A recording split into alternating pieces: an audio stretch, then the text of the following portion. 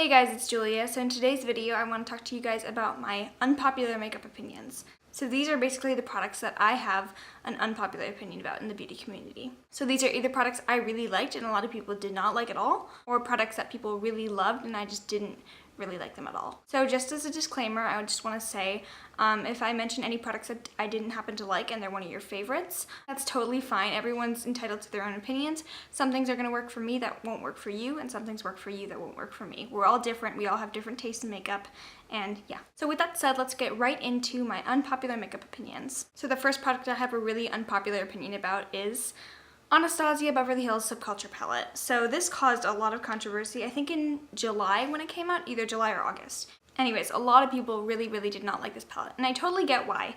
It is very powdery, but at the same time, that powderiness contributes to the amazing pigmentation. These are the most pigmented shadows I've ever tried in my life. Such rich color payoff. The issues people have had with this is that it's so pigmented, it's very hard to blend.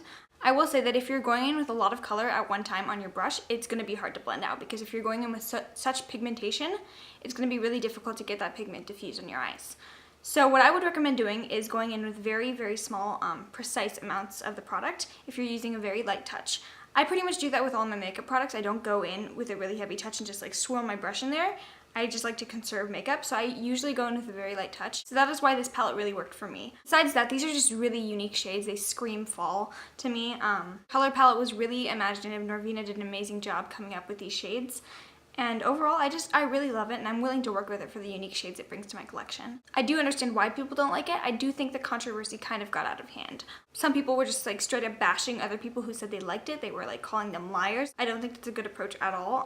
Everyone has different makeup opinions, as I said. Some people really did like this palette, and some people just really didn't. So I respect everyone's opinions on this one. Personally, I love it, and that is my unpopular opinion on the Anastasia Subculture. So the next product is actually something I did not like, but a lot of people really love this palette. These are cult favorite palettes. So for a lot of people, these are the first high-end palette they ever bought. It is the Naked palettes. So I really just don't like the Naked palettes. Actually, I want to clarify, I don't like Naked 1, 2, 3, or Smoky. I really love the Naked Heat. That is my exception to this one. But honestly, the Naked palettes are kind of underwhelming to me. So I never had the Naked 1 or the 3. I did have the Naked Smoky. I hated that one. That was my least favorite palette I've ever tried. I did end up decluttering it and giving it to my mom because she really loves that palette. I did keep the Naked 2 because I do like some of the shimmery shades in here, but that's the thing. It's pretty much all shimmers. 1, 2, 3 mattes in here, and there's only like one mid-tone matte shade. The other one is like this eyelid setting color. It's like a banana shade, and then this knockout one is a matte black. So you don't really have a lot of variety in terms of matte shades. The shimmers to me have a lot of fallout, are flaky. Not necessarily a problem if you do your eyes first. I just don't like doing that. So that's kind of why I don't really like these palettes. And the mattes in 1, 2, 3, and Smoky are just really underwhelming to me. I don't find that they pack a lot of pigmentation. So honestly, I just think these are way too expensive for the quality. These are $54 a piece, I think. $54, I wouldn't really mind paying that if it was a really nice palette.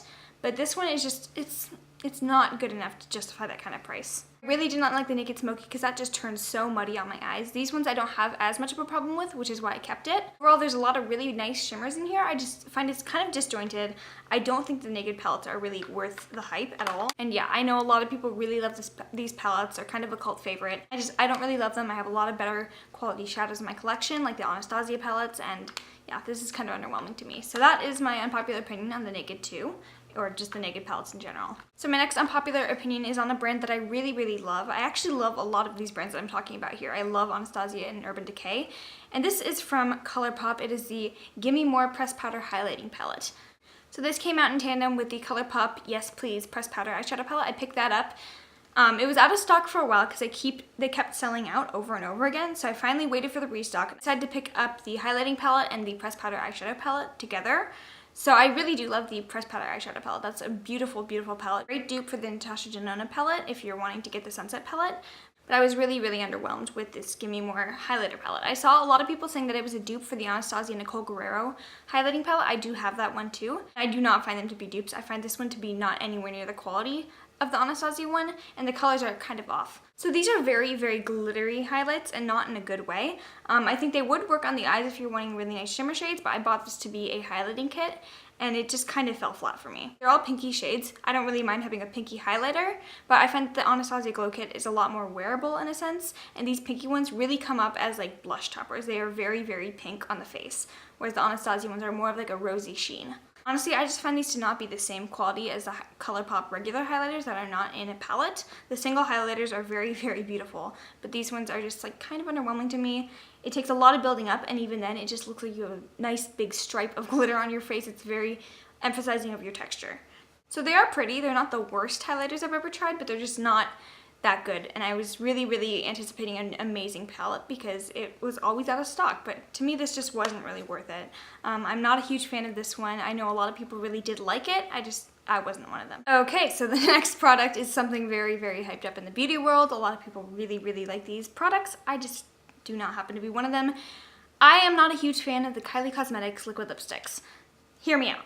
I know Kylie Jenner's cosmetic line is very, very popular amongst the beauty world. A lot of people really scramble to get her newest releases, but I feel like the hype after those first couple months kind of died down. Not a lot of people are really talking about Kylie Cosmetics anymore because their stuff has always kind of been subpar in my opinion. I'm not saying that their stuff is bad, I'm just saying it's not really worth the crazy amount of hype that it was given. I actually used to have a ton of these liquid lipsticks. I decluttered most of them because they just really weren't working for me. The only one I really did like was the shade Kristen. I actually really love that color. I find it to be really unique. But first of all, they're very, very drying. Kylie Cosmetics liquid lipsticks were actually kind of one of the first liquid lipsticks I ever tried out. So I kind of thought that that was kind of how liquid lipsticks were supposed to feel, just very drying on the lips. They don't have to feel super drying on the lips. There are better formulas out there. They don't have to be like super, super dry. So besides them being super drying, I find that the dark ones actually stain your lips, the color of them. So I used to have the shade Love Bite. I think it's a really like dark, rich purple, and that would stain my lips for like 3 days on end. I would have like purple lips. So that was not fun. Besides that, I find them kind of hard to remove, especially the dark shades. You have to go in with a very heavy duty like oil remover, and even then you're going to have to scrub really hard to the lips. So I find that to be kind of abrasive, and I don't think it's worth it. If you're going to wear these, I think you really do need a nice hydrating balm on your lips before you put down the liquid lipsticks, and that might even mess with the matte formula. So overall, I just find them to be not really worth the hype. She does have a lot of beautiful colors. I love Kristen. I think I'm actually going to pick up another tube of that because I can really handle the drying matte formula for that beautiful color. But besides that, I don't think I'm going to be buying any more of the new Kylie liquid lipsticks. I think that there's better formulas out there. There's a lot of amazing colors out there. And yeah, these just really need work. If she did reformulate, I would definitely be willing to try it again though. So this product, I've seen a lot of mixed reviews on. Some people really, really love this foundation and some people absolutely hate it. There doesn't really seem to be an in-between. And I happen to really love this foundation. It is the Wet n Wild Photo Focus Foundation. I'm in the shade I'm in the shade Shell Ivory, so it's a fair shade with like neutral undertones. This has such a beautiful finish. I find this to be probably the best foundation at the drugstore that I've ever tried out. It's not quite matte, but it's not like dewy either. It just dries down to a really nice, beautiful HD finish. So it does look really, really good on camera. I'm not wearing it today, but it does look very good when I'm filming, so I like to wear this on filming days. I also find this to have a pretty good lasting power, very impressive for a drugstore foundation. This is only $6, so I was very impressed with the quality of this stuff. But I'll put this on at like 5:30 in the morning and then wear it until like 2:30 or even beyond that in the day. And it still looks really good. It doesn't like break up on my forehead or on my nose. That's where my foundation typically does kind of have issues. But this one doesn't really do that to me. If I'm setting it with the powder, it will stay on pretty much all day. Also really nice coverage. It's kind of medium coverage, but you can definitely build it up to be full coverage. Shopping for a really good drugstore foundation is kind of hard. And when you're shopping cruelty-free, that kind of narrows the search. It does smell like paint. Kind of an off-putting scent if you're just trying it out for the first time, but eventually I kind of just got used to it. It smells like paint, but it's a really, really good foundation. So I would definitely recommend this one. I really love it. I just wanted to put my 2 cents in there. I do love this foundation. And here's a foundation I do not love. So this is another drugstore foundation. I thought this was going to be really good because a lot of people were talking about how much they love this foundation. This is the Milani Conceal and Perfect Foundation. This is probably one of the worst foundations I've ever used on my skin. First of all, the shade range is so weird. Shade 02 Natural, which is the second lightest shade. I'm usually like second or third lightest shade in most foundation ranges. So I figured this would be a really good match for me. It's not. It's really, really dark, really, really orange toned, and it oxidizes even worse on me. So this just looks awful on my skin. And besides that, the formula just didn't really work for me. It's a very, very thick, full coverage formula, hence the name Conceal and Perfect. It's kind of a 2-in-1 concealer and foundation.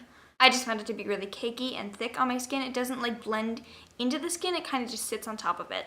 So for that reason, I really wasn't a fan of this. It just did not look good on my skin at all. Kind of emphasized all the pores I had on my skin, just made my skin look old and like worse and tired. So I'm not really a fan of this foundation. I think a lot of people with oily skin really like this. So if you do have oily skin and you're wanting a good cruelty-free drugstore foundation, maybe look into this one, try and find a good shade for you. The bottle is really, really nice. It even comes with a pump, which I think is really, really nice. It's high quality, it's a glass bottle. This looks really nice, I just didn't happen to love it on my skin. And yet another foundation that I have to talk about, kind of the same way that I don't like the Milani Conceal and Perfect one, this kind of had the same results. So this is the Tarte Amazonian Clay Foundation. It's a full coverage foundation with a broad spectrum SPF 15 sunscreen. Yeah, so this just really did not work for me at all for the same reasons that the Milani one did. First of all, it's very cakey and thick. Again, it just looks very, very thick on my face. I know it's a full coverage foundation, but I love other full coverage foundations. For example, the Hourglass one, the Vanish Stick foundation, love that. Fenty Beauty's foundation, love that. This one just looks horrible on my skin. It's a very thick, like moussey texture, so that's kind of why it just like kind of sits on top of the skin. I find that if you're doing a full coverage foundation, it's probably better to go for one that's more liquidy or like a stick foundation. This one's just cakey, doesn't blend into my skin at all. Again, it just like kind of sits on top of my skin. It doesn't oxidize as badly as the Milani one does, but as I wore this one throughout the day, it just felt worse and worse and like heavier on my skin. So I really did not like this at all. If you're wanting a good full coverage foundation, I'd say look into Fenty or look into the Hourglass Stick Foundation. Yeah, this just really did not work for me at all. Okay, so this next one is not a bad product. I don't hate this product by any means. I actually really, really like it. I just don't think it's worth the amazingly high price that I had to pay for it. So this here is the Viseart Petite Pro palette. I also had the Viseart Theory palette in Minx. I did declutter that one. So for the longest time, I really wanted to buy one of those Viseart palettes. And instead, I just decided to pick up this little Petite Pro one just to see how I like the formula. I do think that they're very consistent in the formula throughout the different palettes, so if you're wanting to pick up one of the smaller palettes, it's probably going to be the same quality as one of the bigger palettes. They're really great shadows, obviously. They're formulated for pros, so they're very pigmented, they're very blendable. They're just amazing shadows, don't get me wrong. But they're not worth the price. They're so, so expensive. I find these actually to be a very similar formula to the like Morphe 25B palette. That's like $20 and this is $30. 25 shades of the Morphe one, and here you get 8. And they're very, very small pans.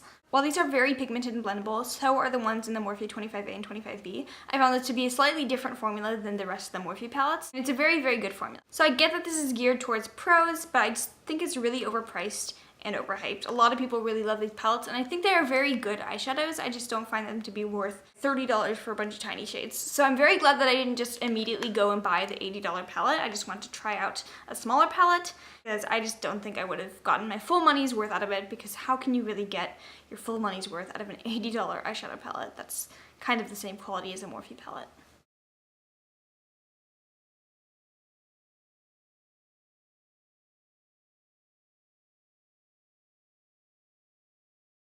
My next product that I'm talking about is something literally everyone uses in their makeup routine. Literally pretty much everyone.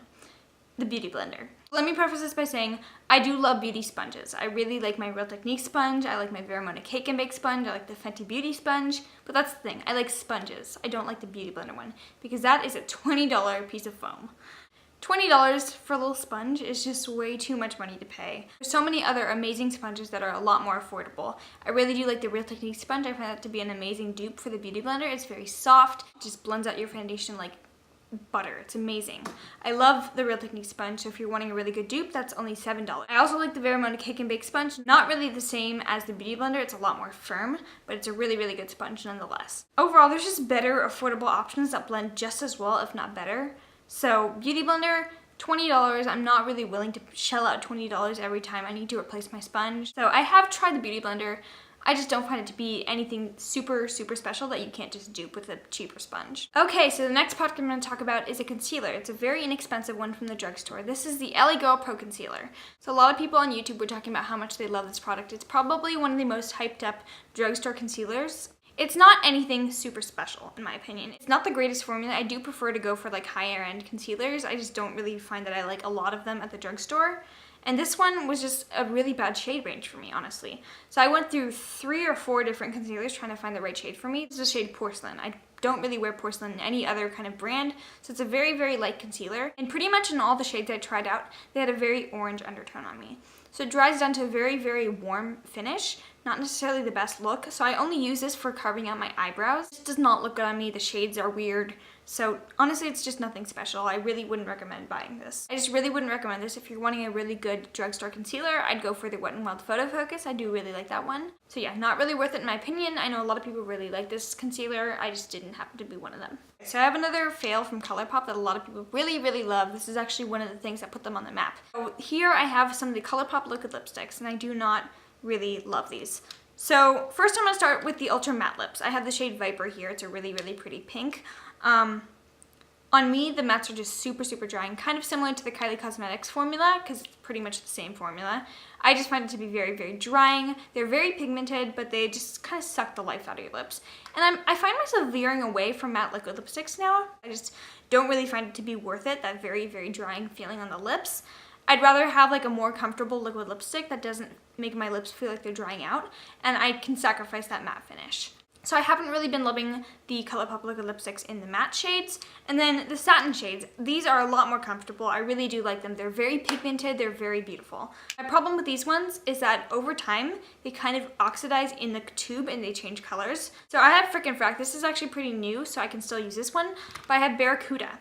So this one used to be like a lot lighter and a lot like warmer and like orangey. And now it's really like dark pink. It kind of looks similar to the shade Viper. It's like really, really pink. I tried to wear it the other day, but I felt my lips kind of stinging. It just did not feel good. And then the next day, my lips were kind of in a rash. So I think I had an allergic reaction to this one. I've decided to stop using it because I don't really want to take chances like that. For those of you who are new to my channel, or if you don't know, I have very sensitive lips. So I have a lot of allergic reactions to different products. This one, when I tried it on, kind of brought my lips back to that bad place. So I really had to include these ones. I think they are good, but they do expire very fast.